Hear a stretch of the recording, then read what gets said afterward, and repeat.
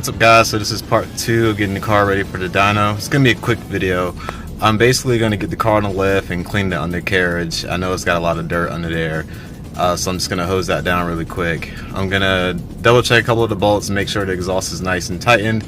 I know I didn't mount the exhaust hangers, so I'm going to mount those as well. I'm going to check the wideband sensor. My new sensor came in, so I'm going to check to see what's the issue first, and if it's a bad sensor then I'll replace it. And then after that, I'm just give the whole car a good look over. I'm gonna check all the fluids, make sure that looks good, make sure there's no leaks, and if there's anything that needs to be addressed, then that's we're gonna fix that as well. So let's get to it. Alright, now that it is clean, we're gonna put that exhaust hanger back on. This is an issue, so I'm gonna fix that. This one and this one, put that hanger on as well. And I did find a oil leak right here that we're gonna probably look at and see what's going on.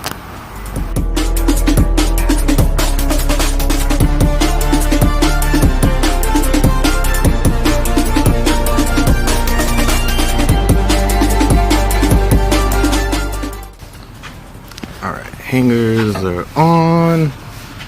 I took a hammer and just kind of basically notched the hole for this. Hopefully it works.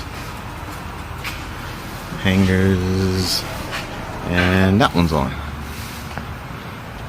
So I'm gonna tighten up all these bolts.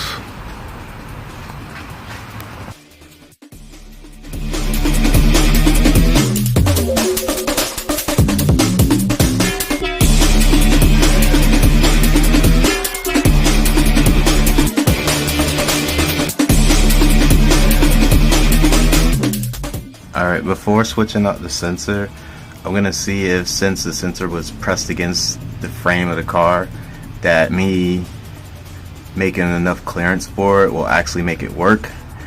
And if it does, we're going to keep this sensor in, but we're going to keep the replacement on standby just in case I need it. So the sensor looks like it's okay. It's actually swinging air fuel. My oil pressure and water gauge is working as well.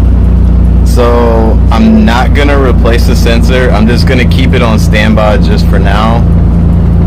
But yeah, let's just move on and see if I can find where the oil leak is and go from there.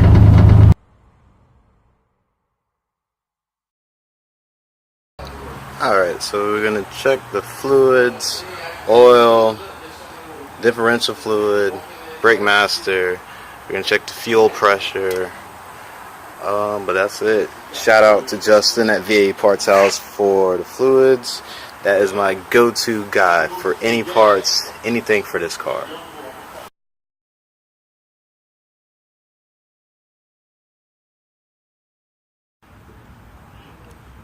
Alright,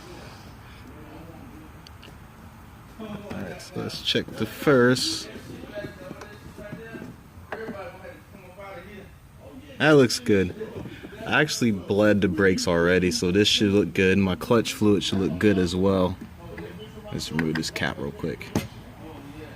And that looks good as well.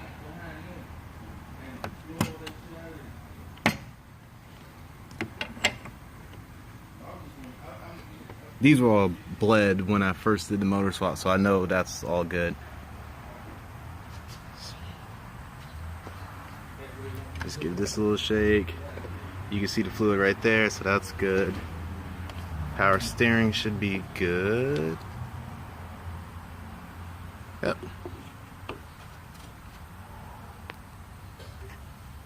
So it's probably gonna be hard to hear me and probably hard to see, but it should be reading 40, and when I disconnect it, it should at least go up to 50.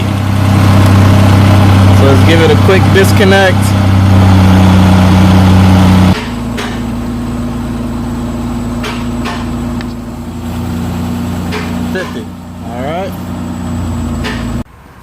Alright, next is differential fluid. It's gonna unbolt this right here, and we're going to check the fluid, make sure that's good. If it's not, we'll fill it up.